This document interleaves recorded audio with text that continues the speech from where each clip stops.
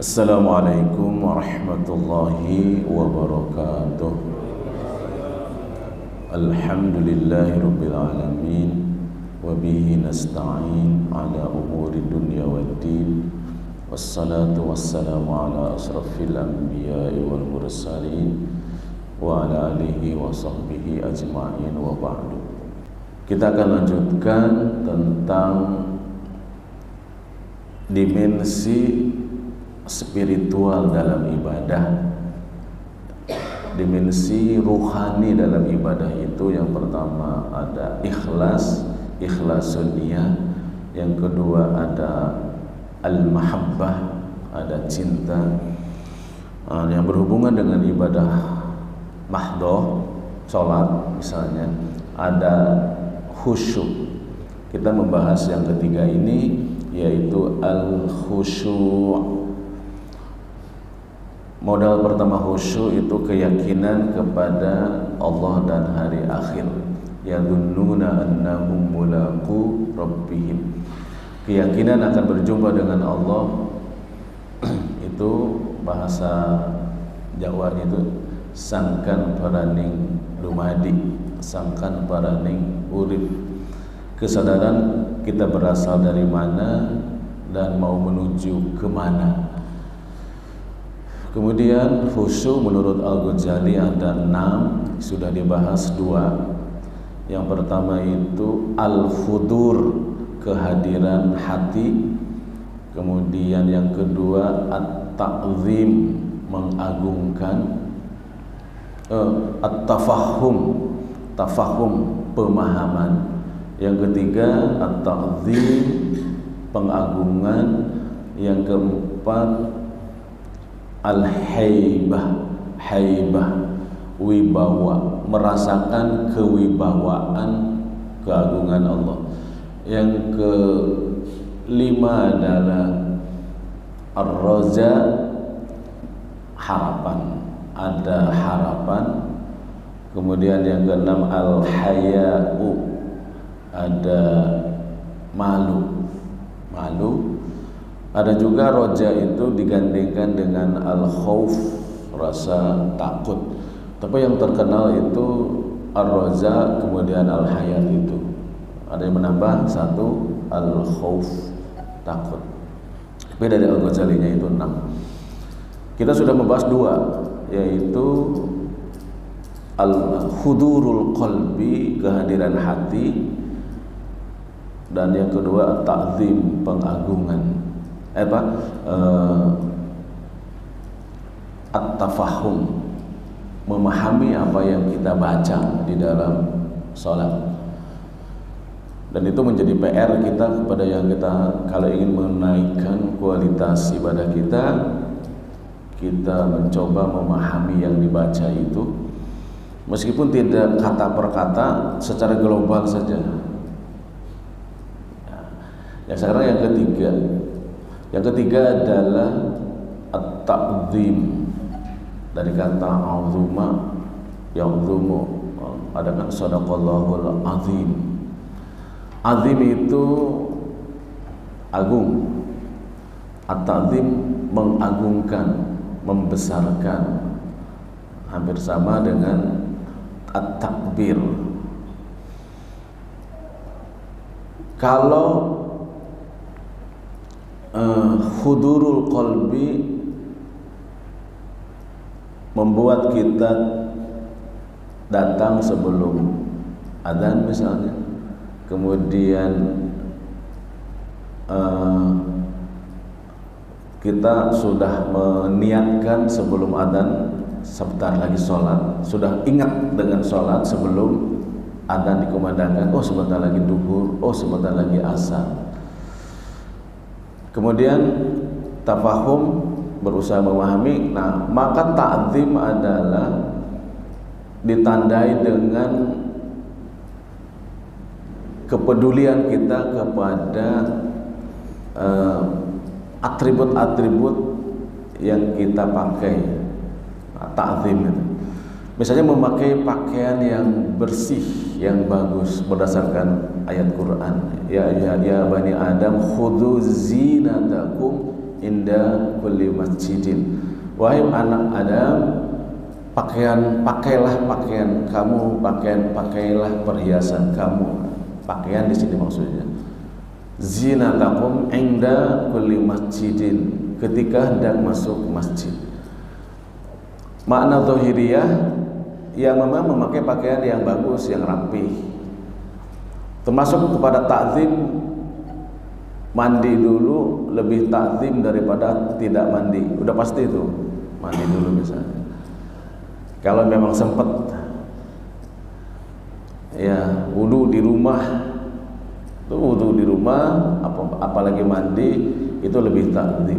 Memakai wewangian termasuk pada takzim. Bersih sajadah tempat sholat itu termasuk kepada urutan-urutan takzim, mengagungkan. Udara lebih sejuk, dipasang AC, ada modal, kasih modal. Itu takzim, itu ada effort kita, ada usaha kita, ada kepedulian kita untuk menyambut Allah atau untuk menuju Allah itu. Perumpamaannya seperti kita menjamu tamu agung. Kalau suatu hari ada wali kota mau ke rumah Bapak, ada gubernur mau ke rumah Bapak, itu sudah pasti rumah itu dibersihkan. Wah, gak boleh ada yang gak nyaman dilihat.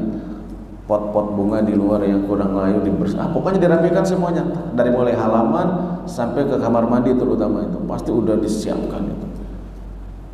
Bapak melakukan itu untuk apa? Itu takzim sebetulnya. Memposisikan tamu yang akan datang itu memang terhormat. Takzim kepada Allah kurang lebih gitu. Ada memang usaha kita itu, ada kepedulian kita melebihi menyambut yang lain. Terus terang masalah ini ya, kita kan ala kadarnya aja main satu-satu aja kan, nggak kepikir sama sekali itu. Padahal demi takzim kita ganti baju, demi takzim kita ganti celana dalam misalnya. Kayak gitu-gitu itu takzim. Kalau sekedar pikir saja kan hanya enteng-enteng aja sih. Tapi kalau sudah ada takzim, maka semua pekerjaan kita itu serius. Sekali lagi kesimpulannya, takzim itu menghendaki kita lebih peduli, sengaja betul. Itu takzim. Tapi kata Al-Ghazali, takzim ini paling sulit. Kenapa? Karena dalam kehidupan manusia lebih banyak perhatiannya kepada dunia, sehingga masalah takzim itu menjadi susah. 3 itu takzim, kita selesaikan aja, mengagungkan. 4 haibah, hampir sama dengan takzim, haibah. Kalau haibah itu pada saat kita menghadapi atau melakukan sholat itu. Tapi ada cerita yang cicit Rasulullah itu, Ali Zainal Abidin itu ketika masuk ke tempat wudhu itu pucat itu, gemeteran. Nah, itu menghayati betulnya. Kenapa engkau setiap kali masuk ke tempat wudhu itu keadaannya itu gemeteran dan pucat gitu? Bagaimana saya tidak gemeteran dan pucat? Karena sebentar lagi saya akan menghadapi yang maha agung. Nah itu contoh. Ya, kita kan nggak usah begitu. Itu kan contoh yang ekstrim ya. Contoh yang ekstrim, kita yang nggak bisa begitu. Nggak bisa begitu. Tapi memang begitu masuk ke area masjid itu memang sikap itu sudah lain. Yang tadinya misalkan cunihin, centil misalnya di luar itu, begitu masuk ke area masjid itu udah langsung diem. Itu hebah, ada hebah. Kalau begitu masuk masjid masih cengengesan misalnya gitu, masih curi juga, apa ke dalam itu nggak ada hebahnya itu, nggak ada hebah. Sebagaimana Bapak mau ke istana, coba di sini bisa cengenges, begitu masuk ke area istana itu sudah nggak bisa lagi itu. Masuk ke dalam istananya udah lebih susah lagi, udah nggak bisa lagi cengenges itu. Karena ada apa? Ada haibah. Jadi hampir sama dengan takzim itu, haibah itu. Kalau takzim itu tadi menghendaki kita menyiapkan lebih serius dari mulai pakaian, tempat, kesucian tempat, dan suasana juga kita dikondisikan itu. Jadi memang ada effort itu, ada usaha untuk sampai ke tingkat khusyuk itu. Bagaimana anak diatur, anak-anak misalnya. Haibah. Menghadapi kopral, menghadapi letnan atau jenderal, perasaan kita kan beda. Apa yang membedakan? Posisi yang dihadapi. Yang satu jenderal, yang satu kopral. Pokoknya dengan sendirinya kita nggak usah diatur, udah langsung ada. Kalau ke jenderal kita rada beda lah. Itu takzimnya kepada kopral dan kepada jenderal berbeda. Kepada kiai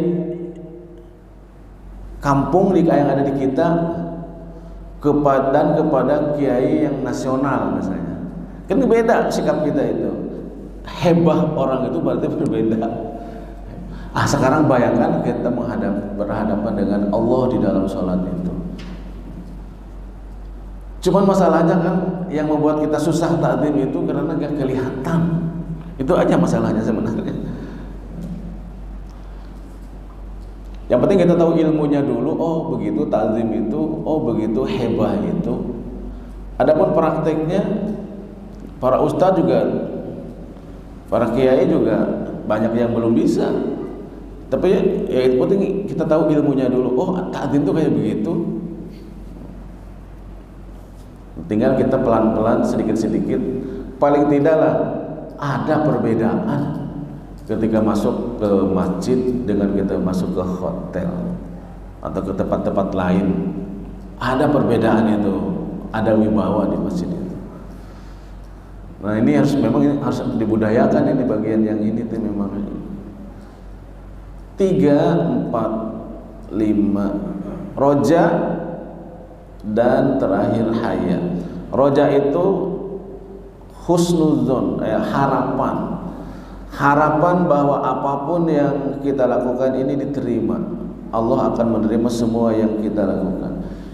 Roja itu ada bagus quotes dari Jalaluddin Rumi tentang harapan itu.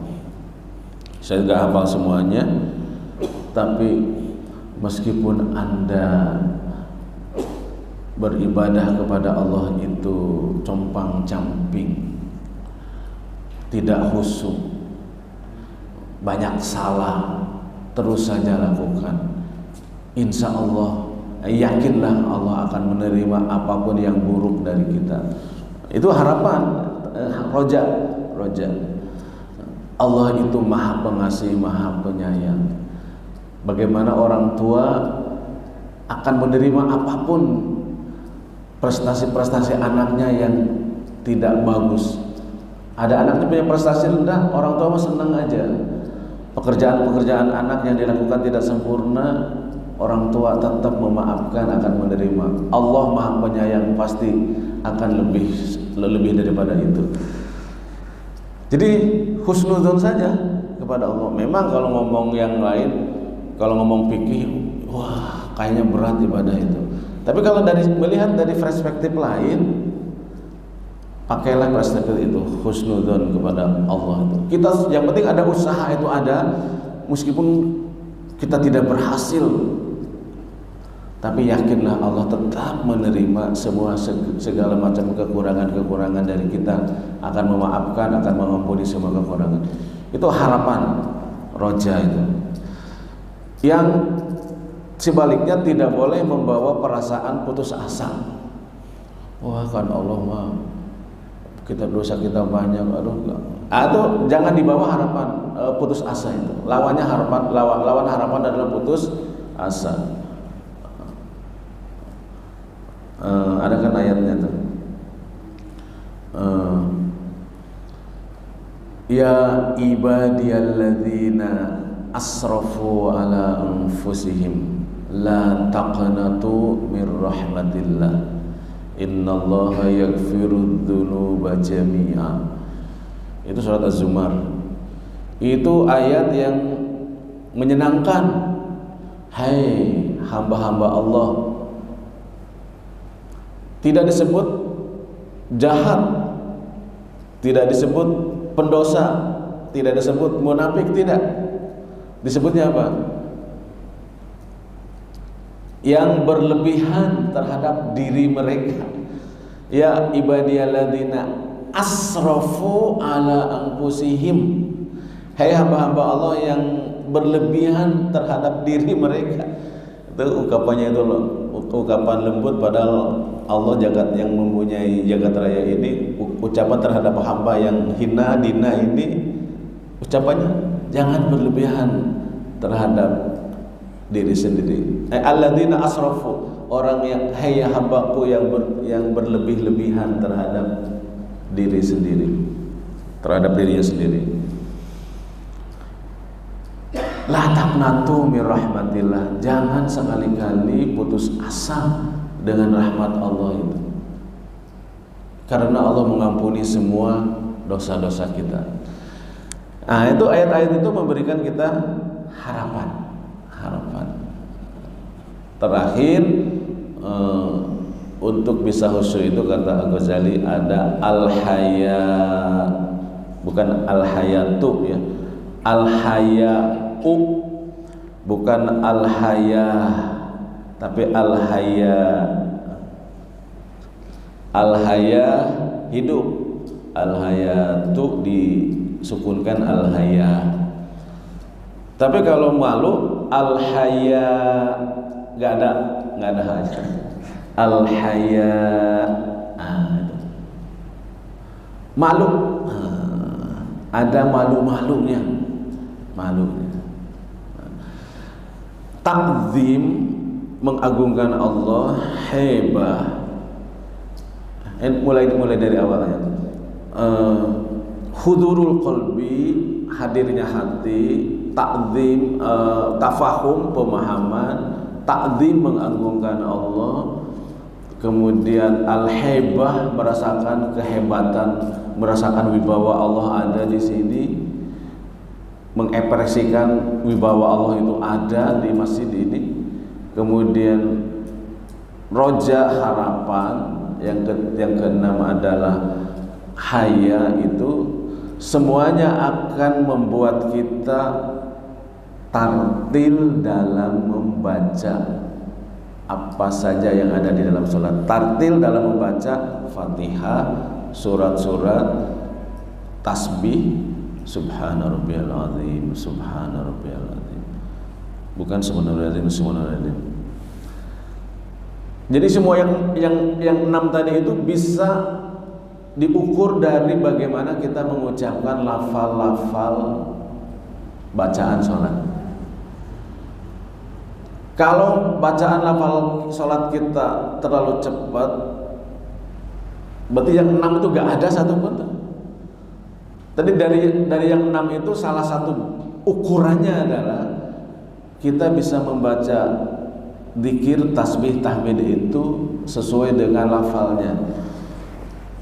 Saya tuh bingung juga, baru sebentar orang itu udah berdiri itu, bacaannya itu kayak apa begitu. Misalkan zikir astagfirullah, astagfirullah, astagfirullah. Kan ada waktunya sebetulnya itu. Subhanallah, subhanallah, subhanallah, subhanallah, subhanallah, subhanallah. Ini PR kita sekarang.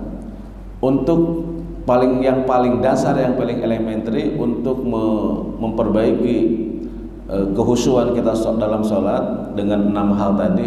Dari mana memulainya? Dari membaca bacaan dengan sesuai dengan lafalnya. Dengan subhanallah, subhanallah, subhanallah, subhanallah, subhanallah, subhanallah. nggak jelas, harus jelas. Subhanallah, subhanallah, subhanallah, subhanallah, subhanallah. Kelihatan di angka juga nggak ada yang begini sambil begini. Ini apa yang dibaca nih kalau begini tangannya itu begini amat. Nah itu saya kira yang PR kita itu, subhanallah, subhanallah, subhanallah. Kan agak lama apa sedikit daripada yang biasa. Coba itu. Jadi untuk memperbaiki kehusuan kita itu mulai dari situ. Di samping yang lain-lainnya tadi pakaian, tempat sholatnya segala macamnya itu datang lebih awal. Paling tidak yang bisa lakukan yang lahirnya kayak begitu, insya Allah akan lebih baik dari yang biasanya. Saya kira itu tentang khusyuk. Kita pungkas, kita akhiri malam pagi ini. Jadi sebagian akhir dari khusyuk adalah hari ini. Mudah-mudahan kita bisa melaksanakannya perlahan-lahan, yang dimulai dari yang gampang. Datang lebih awal, pakaian yang rapi, kalau perlu mandi dulu, kalau yang sempat lakukan wudhu dengan sempurna, masuk kamar masjid, tahiyatul masjid, qobliyah, ada zikir, bisa berdoa di situ. Lakukan semuanya dengan tartil, semua bacaan lakukan dengan tartil, dan sedikit demi sedikit mari kita pahami apa yang dibaca di dalam salat. Mudah-mudahan kualitas ibadah kita makin baik. Subhanakallahumma wa bihamdik, asyhadu an la ilaha illa anta, astaghfiruka wa atubu ilaik. Wassalamualaikum warahmatullahi wabarakatuh.